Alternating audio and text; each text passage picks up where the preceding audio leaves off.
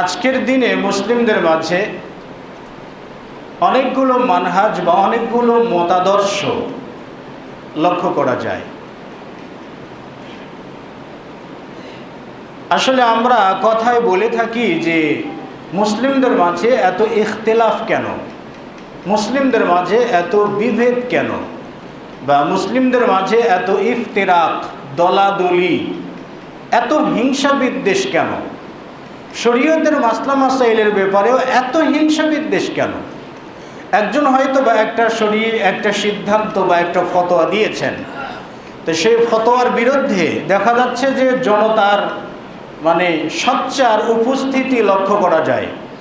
এমনও লক্ষ্য করা যায়, এমনও কিছু কুমন্তব্য, ভাষা প্রয়োগ করা হয়, যিনি হয়তো শরীয়তের বিষয়ে একটা ফতোয়া দিয়েছেন তার ব্যাপারে এমন কিছু বাজে মন্তব্য করা হয় যে বাজে মন্তব্যের ফলে যিনি হয়তো একটা ফতোয়া দিয়ে ফেলেছেন তেনাকে আর মানুষের জায়গায় রাখা হয় নাই। মানুষ বাদ দিয়ে অন্য জাতি অন্য প্রাণীতেও প্রবেশ করে দেওয়া হয়েছে। কেন?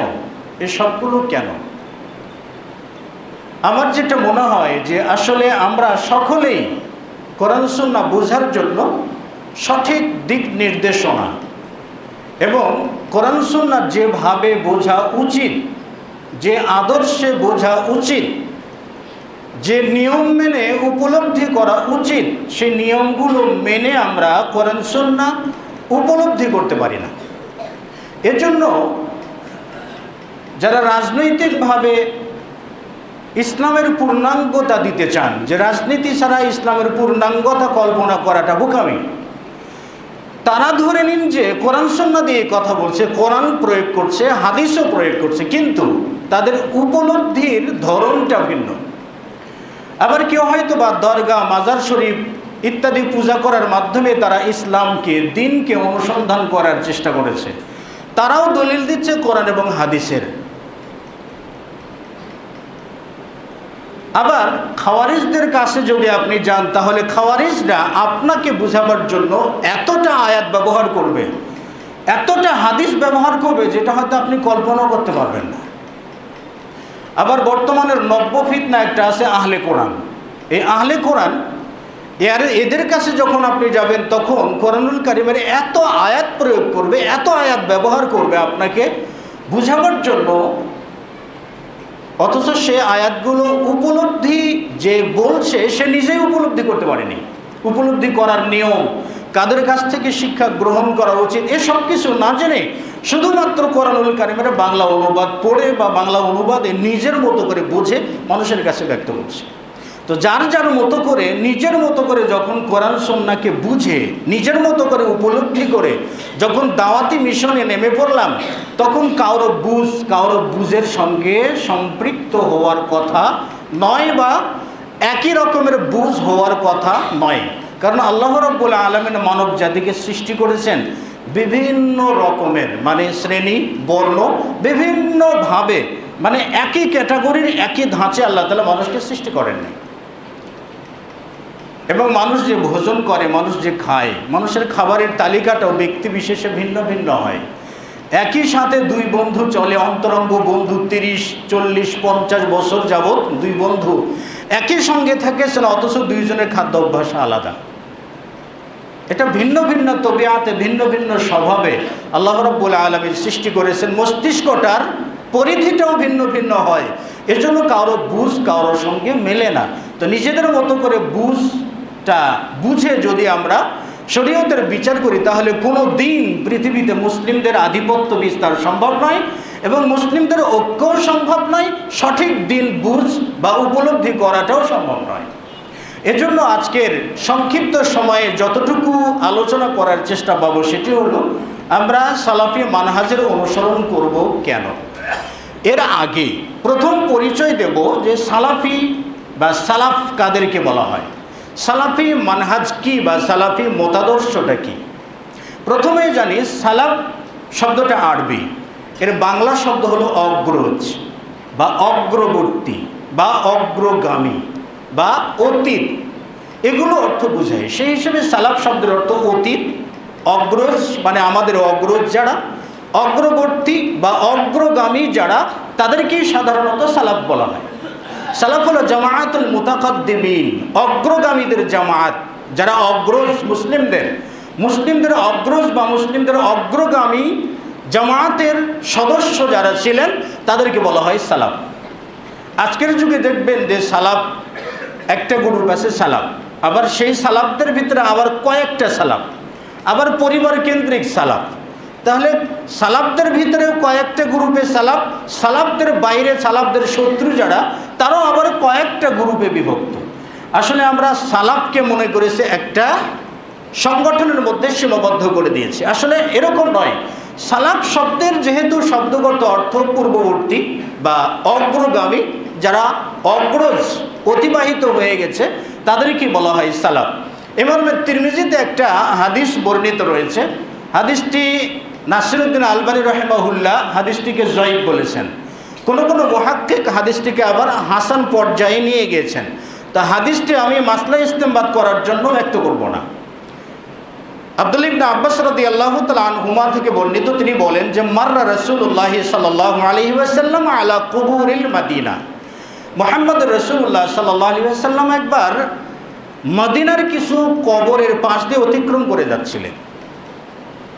যেতেই নবী সাল্লাল্লাহু আলাইহি ওয়াসাল্লাম ফাআকবালা আলা ওয়াজহি, কবরগুলোকে সামনাসামনি করে নবী সাল্লাল্লাহু আলাইহি ওয়াসাল্লাম দাঁড়িয়ে গেলেন এবং নবী সাল্লাল্লাহু আলাইহি ওয়াসাল্লাম বলেন, আসসালামু আলাইকুম ইয়া আহলাল কুবুরি ইয়াগফিরুল্লাহু লানা ওয়া লাকুম আনতুম সালাফুনা ওয়া নাহনু বিল আসার। আমি এই দোয়াটা কবরে যে পড়তে বলবো না, কারণ হাদিসটা জয়ীফ, হাসান বিভিন্ন নাসিরউদ্দিন আলবানী রাহিমাহুল্লাহ এটাকে জয়ীফ বলছেন, এই জন্য দোয়া সাব্যস্ত করা আমার উদ্দেশ্য নয়।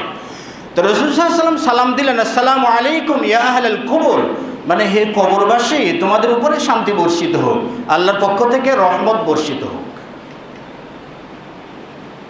আসসালামু আলাইকুম ইয়া আহলাল কুবুর ইয়াগফিরুল্লাহু লানা ওয়া লাকুম, আল্লাহ সুবহানাহু ওয়া তাআলা আমাদের এবং তোমাদেরকে ক্ষমা করুন।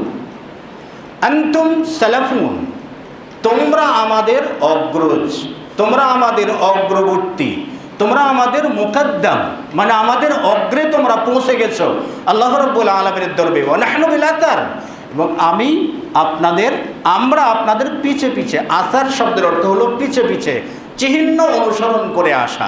তো আপনারা আমাদের অগ্রজ, আমরা আপনাদের উত্তরসূরি, আপনারা কবরে আছেন, আমরাও আসছি। তো কবরবাসীদেরকে লক্ষ্য করে রাসূলুল্লাহ সাল্লাল্লাহু আলাইহি ওয়াসাল্লাম বলেন, আনতুম সালাফুন, মানে তোমরাই সালাফ, তোমরাই সালাফ বা তোমরা সালাফি। তাহলে সালাফ শব্দের অর্থ হলো কি? অগ্রজ। সালাফ শব্দের অর্থ অগ্রজ বা অগ্রবর্তী, এটা বোঝানো হয়।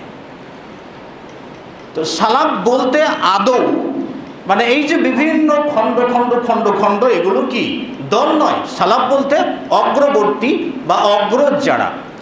তো আমাদের সালাফ কারা বা আমাদের অগ্রবর্তী বা আমাদের যারা অগ্রজ, যাদেরকে দেখে বা যাদের আদর্শ মেনে, যাদের থেকে আমরা শিক্ষা নিয়ে কোরআন সুন্নাহ বুঝবো, যাদের থেকে শিক্ষা নিয়ে আমরা কোরআন সুন্নাহ উপলব্ধি করব, নিজেরা মানব এবং সেই সাথে দাওয়াত দেব, তারা কারা?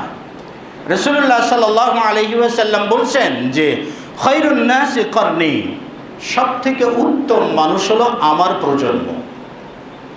সহিহ মুসলিমের বর্ণনায় রয়েছে খায়রুন নাস আল্লাযীনা ইয়ালুনি, সর্বোত্তম হলো সেই ব্যক্তি যারা আমার প্রজন্মের সাথে সম্পৃক্ত। রাসূলুল্লাহ সাল্লাল্লাহু আলাইহি ওয়াসাল্লাম বলেন সুম্মাল্লাযীনা ইয়ালুনাহুম, অতঃপর তাদের সাথে সম্পৃক্ত মানে তাদের পরবর্তী প্রজন্ম, সুম্মাল্লাযীনা ইয়ালুনাহুম, অতঃপর তাদের পরবর্তী প্রজন্ম। তা রাসূলুল্লাহ সাল্লাল্লাহু আলাইহি ওয়াসাল্লাম এটার পরিচয় কিন্তু দিয়ে ফেলেছেন সালাফ কারা, আমরা কাদের অনুসরণ করব বা আমরা কাদের কাছ থেকে দিন শিখব, কাদের কাছ থেকে আমরা ইলম চাই বা ইলম নিতে চাই, তাদের ব্যাপারে রাসূল সাল্লাল্লাহু আলাইহি ওয়াসাল্লাম বলেন খায়রুন নাসি করনি, সব থেকে উত্তম প্রজন্ম হলো আমার প্রজন্ম, সব থেকে উত্তম মানুষ, সর্বশ্রেষ্ঠ মানুষ, সবার সেরা মানুষ। সুম্মাল্লাযীনা ইয়ালুনাহুম, অতঃপর তাদের সাথে সম্পৃক্ত যারা মানে তাদের পরবর্তী প্রজন্ম, তারপর তাদের পরবর্তী প্রজন্ম। রাসূলুল্লাহ সাল্লাল্লাহু আলাইহি ওয়াসাল্লাম বলেন সুম্মা জাআ কওমুন, এরপর এমন একটা কওম আসবে যে কওমটা কসম করার আগে সাক্ষী দিবে অথবা সাক্ষ্য দেওয়ার আগে কসম করবে। মানে এখানে কসম এবং সাক্ষী দুই বিষয়। বিচার কার্যের ক্ষেত্রে রাসূলুল্লাহ সাল্লাল্লাহু আলাইহি ওয়াসাল্লাম দুটো নীতি ব্যবহার করতেন। কোনো ব্যক্তিকে যদি গুপ্ত হত্যা করা হতো, তাহলে হত্যাকৃত ব্যক্তির পরিবার বা হত্যাকৃত ব্যক্তির অভিভাবকরা যাকে সন্দেহ করেন, রাসূলের কাছে যে সন্দেহের কথা বলতেন যে অমুক হয়তো বা মেরেছে, এজন্য আমরা তার প্রতি সন্দেহ করি। তা রাসূলুল্লাহ সাল্লাল্লাহু আলাইহি ওয়াসাল্লাম বললেন যে শাহাদাতু আলাল মুদ্দাঈ, যিনি দাবি করবেন তাকে আল বাইয়িনাতু আলাল মুদ্দাঈ, মানে যিনি একজনকে অপরাধী বলে দাবি করবেন তার উপর ওয়াজিব হলো প্রমাণ নিয়ে আসা, মানে সাক্ষ্য নিয়ে আসা। হত্যা করতে কে দেখেছে, কারা কারা দেখেছে, এই প্রমাণ নিয়ে আসা। ওয়াল ইয়ামিন আলা মান আনকারা, কসম হলো সে সকল ব্যক্তিদের জন্য যারা অভিযোগ অস্বীকার করেছে আমরা হত্যা করি নাই, আমরা মারি নাই, তো যারা অস্বীকার করেছে তারা কসম খাবে।